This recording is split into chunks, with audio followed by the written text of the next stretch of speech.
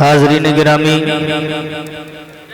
अब आइए बड़े ही अदब के साथ खतीब बाकमाल कायद बेबाक जनाब हज़रत अक़दस हज़रत मौलाना मुफ्ती ज़फ़र अहमद साहब क़ासमी दामत बरकातहुमुल आलिया मोहतरम मदरसा सैयदना सिद्दीक़ अकबर शमशाबाद से गुज़ार हो तशरीफ़ लाएँ और अपनी कीमती नसीहतों से सामईन को महज़ूज़ फरमाएँ।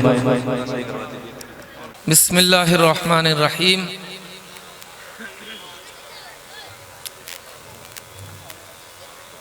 अम कुंतुम शुहदा इज़ हज़र याक़ूबल मौत इज़ क़ाल लिबनीहि मा तअबुदून मिन बअदी क़ालू नअबुदु इलाहक व इलाह आबाइक इब्राहीम व इस्माईल व इसहाक़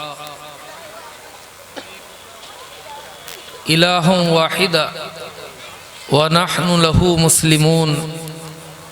सदक़ल्लाहुल अज़ीम।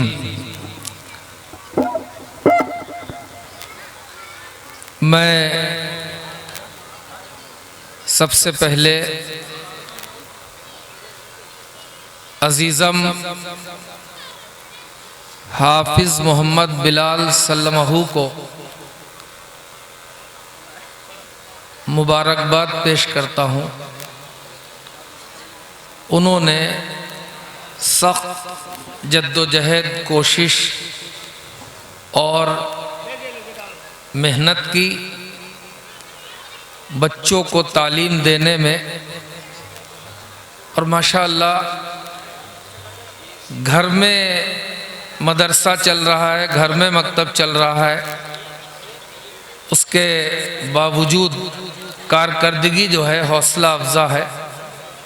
इतने बच्चे आपके सामने हाफिज़ कुरान हुए, इनकी दस्तारबंदी हुई।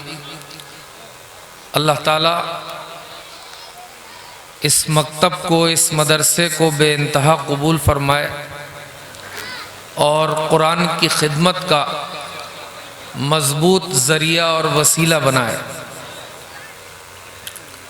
और तमाम जो इनके वालिदैन हैं उनको भी मुबारकबाद, जिनके बच्चे हाफिज़ कुरान हुए। हमारा तो ये सोता बहादुरपुर में बहुत आना जाना है कसरत से, प्रोग्रामों के अलावा भी आमदोरफ्त रहती है और कभी कभी जो है आपसे बातचीत का मौका मिलता है। अभी हज़रत मौलाना शाह अफ़ज़ालुर रहमान साहब इंतहाई कीमती और मुफीद नसीहतें पेश फरमा रहे थे, जिनको हमने और आपने समाअत किया। और अब कई मुअज़्ज़ज़ उलमा इकराम बिलखुसूस हज़रत मौलाना अब्दुर्रफ़ साहब क़ासमी दामत बरकातुहुम, बिरादर गिरामी हज़रत मौलाना अमीनुल हक़ अब्दुल्ला क़ासमी साहब दामत बरकातुहुम, इन हज़रात के भी खिताबात होने हैं। इसलिए मुख्तसरन एक आयत मैंने कुरान करीम की तिलावत की है। उस आयत की रोशनी में आपसे कुछ गुजारिशात करनी है। ये तो बड़ा मुबारक अमल है, अल्हम्दुलिल्लाह। हमारे बच्चे हाफिज बन रहे हैं, आलिम बन रहे हैं, कारी बन रहे हैं, लेकिन उसके बावजूद अभी भी बहुत बड़ी तादाद हमारी ऐसी है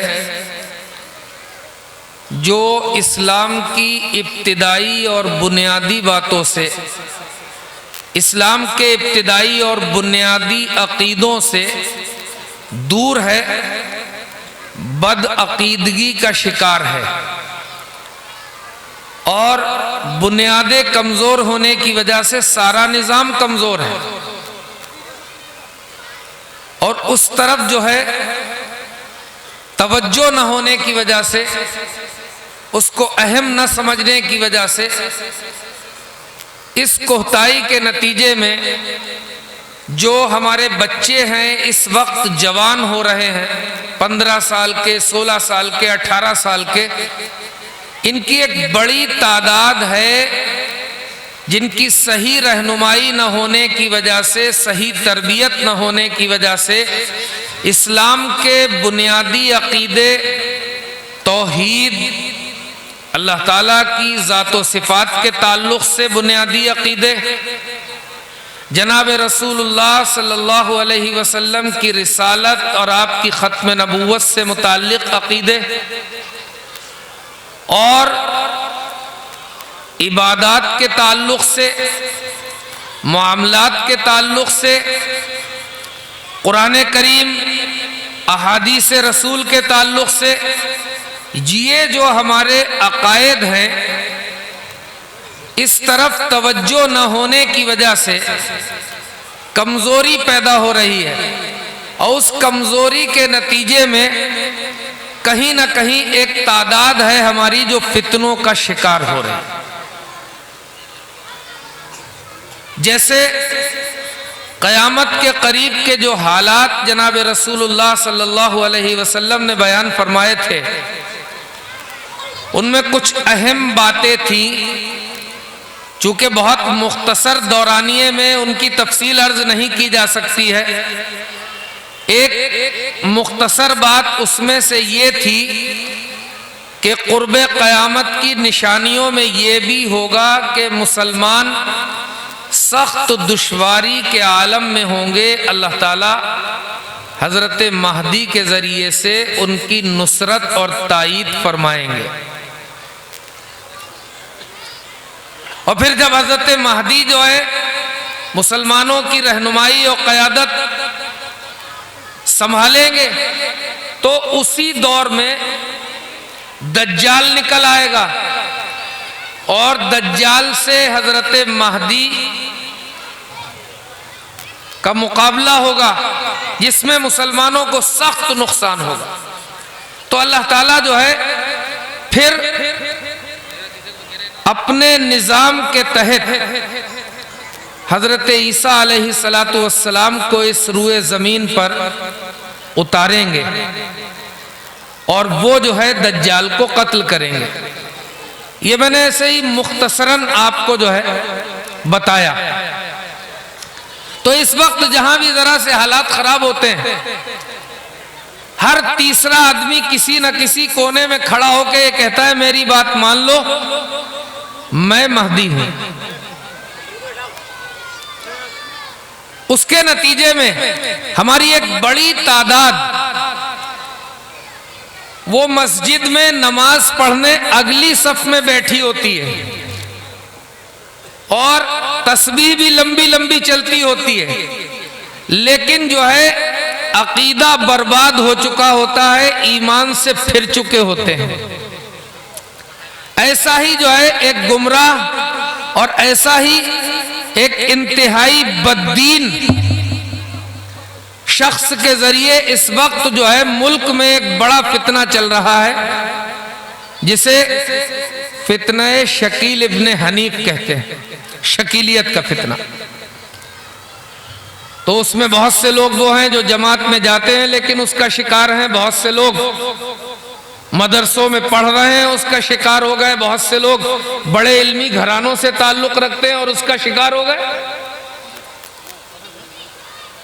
तो इस बात इन चीजों की तरफ भी इंतहाई तवज्जो की जानी चाहिए कि जनाब रसूलुल्लाह सल्लल्लाहु अलैहि वसल्लम ने जो उम्मत को इस्लाम की बुनियादें इनायत फरमाई, अल्लाह ताला की तौहीद के ताल्लुक से, अपनी रिसालत के ताल्लुक से, कुरान के ताल्लुक से और अपनी अहादीस के ताल्लुक से और हालात और वाक़यात के क़यामत के करीब होने के हवाले से जो आपने रहनुमाई फरमाई, यानी क़ुर्ब क़यामत की जो निशानियां, जो अलामतें दी, उनके बारे में भी बुनियादी तौर पर रहनुमाई की जरूरत है इस वक्त खास तौर से। और इस काम में जो है कोताही होने की वजह से ये लोग हमारे दरमियान में बैठे होते हैं। मुझे इस तरह के लोगों को, जो शकील इब्ने हनीफ बिहार का एक बंदा है, निहायत परले दर्जे का जाहिल, शैतान सिफत, इंतहाई बड़ा दज्जाल, कज्जाब, मरदूद, खबीस। अब उसने पूरा निजाम चला दिया। पहले तो दिल्ली में कई बार लोगों ने उसको पीटा, मारा, लेकिन उसके बावजूद जो है वो अब अंडरग्राउंड हो गया और सब एजेंट जो है पूरे मुल्क में फैले हुए। अभी एक वीडियो वायरल हुआ था और उस वीडियो की तस्दीक भी की गई थी। दारुल में हमारे शेखुल हदीस थे जिनसे हमने बुखारी पढ़ी, हजरत मौलाना नसीर अहमद खान साहब बुलंद शहरी नव्वरल्लाहु मरक़दहू, उनके खानदान के किसी फर्द के बारे में उसमें यह दावा किया था कि वो भी जो है शकील इब्ने हनीफ की गुमराही का शिकार हो गया। अल्लाह ताला हम सब की हिफाजत फरमाए।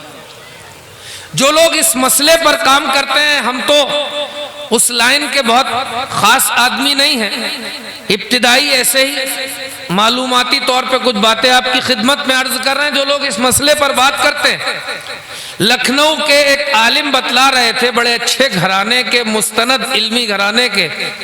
वो ये कह रहे थे जब उनसे बात करो तो सबसे पहले वो लोग वुजू करके आते हैं। भी रुक जाइए, पहले वुजू कर ले, और वुजू करने के बाद फिर उसके बाद भटकाना शुरू करते हैं। जरा रुक जाइए, 2 रकात नमाज पढ़ ले खुशू खुजू के साथ, और फिर भटकाना शुरू करते हैं। अब आप सोचते होंगे कि यार मुसीबतें कितनी हैं।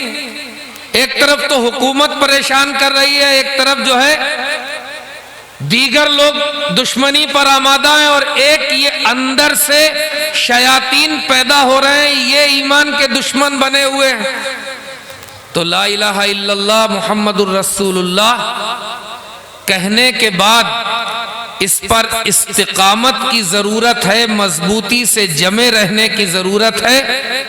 इतनी आसानी के साथ ये दौलत जो है बाकी नहीं रहती है। इस दौलत के बाकी रखने के लिए पूरी पूरी कुर्बानी और पूरी पूरी जद्दोजहद की जरूरत रहती है। और हर दौर में मुस्तनद और मोतबर अहले इल्म, वो मोतबर अहले इल्म जिनका सिलसिला जनाब रसूलुल्लाह सल्लल्लाहु अलैहि वसल्लम से बगैर किसी इश्तिबाह के, बगैर किसी शक व शुबे के मिलता है, उनके पास जाकर के, उनके पास बैठ करके, उनकी वाबस्तगी हासिल करके जब हम अपने दीन और ईमान की फिक्र करते हैं तो फिर उस वक्त ये इत्मीनान किया जा सकता है कि अल्लाह ताला हमें दीन और ईमान पर बाकी रख करके चलाएंगे और दीन और ईमान पर बका के साथ हमें बेहतरीन खात्मा नसीब होगा। और अगर इस सिलसिले में जरा सी लापरवाही की तो कदम कदम पर जो है ईमान को बर्बाद करने के लिए मुख्तलिफ हीले और तदबीरें इख्तियार करके लोग जो है मैदान में आते रहते हैं। अब इस वक्त जो है वीडियो बनाने का तो बड़ा ज़ौक शौक चल रहा है, तो उस वीडियो में जो है कई लोग वीडियो बनाते हैं, सबके दाढ़ी है,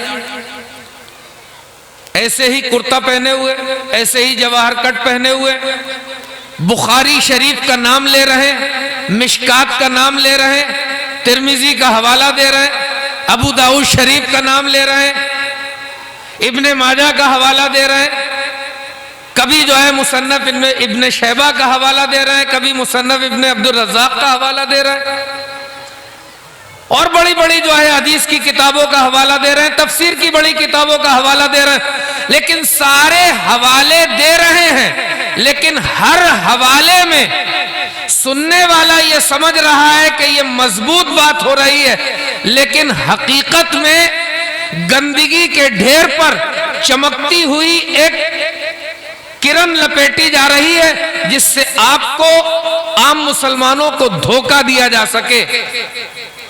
तो ऐसे वीडियो बनाने वालों से भी अपने आप को बचाने की जरूरत है, होशियार इनसे रहने की जरूरत है। आप ये सोचे जाए कहां, रोजाना जलसा तो नहीं होता।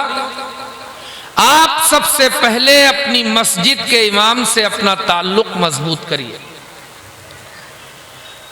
इस तरह की चीजें सामने आए, ये ना समझिए कि ये मालूमात का मोतबर जरिया है, बिल्कुल नहीं। इस पर इतना झूठ, इतनी खुराफात, इतनी वाहियात फैलाई जा रही है दीन का नाम लेकर के, इस्लाम का नाम लेकर के, कि अच्छे अच्छे धोखा खा रहे हैं। आम मुसलमानों की तो बात ही छोड़ दीजिए। मैं आपको मिसाल के तौर पर जो है एक बात बतलाता हूं। जो लोग इस वक्त सोशल मीडिया पर बैठ करके हजराते सहाबा इकराम के दरमियान जो वाकयात पेश आए थे आपस में, और उन वाकयात के नतीजे में एक दो जंगें वजूद में आ गई थी, उन वाकयात के सिलसिले में उम्मत का रुख जो है रोज़े अव्वल से तय है। मिसाल के तौर पर हजरत अली के लश्कर में और हजरत अमीर मुआविया के लश्कर में जो लोग मौजूद थे, और उस इख्तिलाफ के नतीजे में जो हजरात शहीद हो गए, तो उन दोनों ने उस दौर में उनकी शहादत को भी तस्लीम किया और एक ही इमामत में उनकी नमाज जनाजा भी अदा की गई। अब इतना जमाना गुजरने के बाद ये जो मुहक्किकीन पैदा हो गए, उसी तारीख के उस हिस्से को लेकर के ये लगातार सवालात पैदा कर रहे हैं। इनसे ये पूछा जाए कि तुम इतने बड़े काबिल थे, तुम इतने बड़े दानिश्वर थे, तो अल्लाह ताला ने तुम्हें उस दौर में क्यों पैदा नहीं कर दिया जिस दौर में अल्लाह ताला ने अपने नबी को यह दीन दे करके भेजा था? क्योंकि तुम इस लायक ही नहीं थे। अल्लाह ताला ने अपने दीन को जिस दौर में भेजा, कायनात की सबसे मुबारक, मोतबर, मुकद्दस, मोतमद, अमानतदार शख्सियतों को जनाब रसूलुल्लाह सल्लल्लाहु अलैहि वसल्लम का साथ और उनकी सोहबत नसीब फरमाई। अब उसके बाद उनके बारे में जो भी जिस तरह की भी बातें करता है, आप यकीन मान लीजिए कि वो बेकार बातें करता है, वो सुनने के काबिल नहीं है, बिल्कुल सुनने के काबिल बातें नहीं है। आप ये समझ लीजिए कि अल्लाह के नबी ने अपने सहाबा का और अल्लाह ने कुरान में नबी के सहाबा का जो मकाम और हैसियत तय कर दी, तो अगर मुफ्ती जफर साहब, मुफ्ती अब्दुल हक साहब उस हैसियत को कम करके बताएं, उन सहाबा के उस मकाम को कम करके बताएं, उनकी नीयत पर शक करके बताएं, तो सिंपल बात ईमानदारी से बताइए, ये मानने वाली बात? आप हमारी बात ये मानेंगे? भाई अल्लाह ताला ने ये कह दिया कि फला सहाबी का फला मकाम, फला सहाबी का फला मर्तबा। अब 1500 साल के बाद यहाँ सोता बहादुरपुर में हम पढ़ कर के आए और हम ये कहें कि नहीं नहीं, अल्लाह ताला ने जो मकाम बताया वो नहीं, ये है, इनका मकाम और नीचे है। तो आप यकीन मानिए ऐसे लोगों की खबर जो है अगर जूते से न ले पाए तो कम से कम जो है इनके ऊपर जो है लानत और धुतकार तो भेजी जाए। तो नियत करिए ऐसा ही करेंगे इंशाअल्लाह। तो ये बड़ी फिक्र का मामला है। मैं इस बात पर जो है आपकी तवज्जो दिलाना चाहता हूं कि इस दौर में अपनी नई नस्लों के ईमान की फिक्र करना, फितनों से इनको बचाने की फिक्र करना, ये हमारी और आपकी ड्यूटी और जिम्मेदारी है। मकातिब बच्चों के लिए बड़ा काम कर रहे हैं, लेकिन ये जो दरमियान में गैप वाले लोग हैं, इनके लिए जो है ये काम अगर नहीं किया गया तो इसका बड़ा नुकसान और बड़ा खसारा उठाना पड़ेगा। अभी भी बहुत से लोग हमारे दरमियान से दौलत ईमान से महरूम होकर के गुमराही के रास्ते पर चलने लगे हैं। अल्लाह ताला हमारी बस्तियों की हिफाजत फरमाए। इस मौके पर एक बात और अर्ज करना जरूरी है। बहुत से लोग ये समझते हैं वहां तो देवबंद है, वहां क्या होगा, वो तो सहारनपुर है, वहां क्या होगा, ये तो सोता बहादुरपुर है, यहां तो अभी 3 जलसों में 50 हाफिजों के दस्तार बंदी बंधी है, हाफिजों की दस्तार हुई है 50 की, यहां भी गड़बड़ होगा। बेईमान लोग जो है कहीं भी मौजूद हैं, उनके बारे में ये इत्मीनान नहीं किया जा सकता है कि वो यहां मौजूद नहीं, वहां मौजूद नहीं। दारुल उलूम की तालिब इल्मी के जमाने में एक साथी था, वो साथी जो है मुर्तद होकर के कादियानी बनकर के कादियान में चला गया। उसके रिश्तेदारों ने जो है, हम लोगों ने एक टीम बनाई और हम लोग वो टीम बना करके दारुल उलूम के जो है शोबे तहफ़्फ़ुज़ खत्म नबूवत के नायब नाज़िम मौलाना शाह आलम गोरखपुरी से राब्ता करके चले। तो उन्होंने बहुत सी जो नसीहतें अपने तजर्बे की बुनियाद पर थी वो उन्होंने बतलाई। फिर हम लोग वहां से लुधियाना पहुंचे। लुधियाना में जो है एक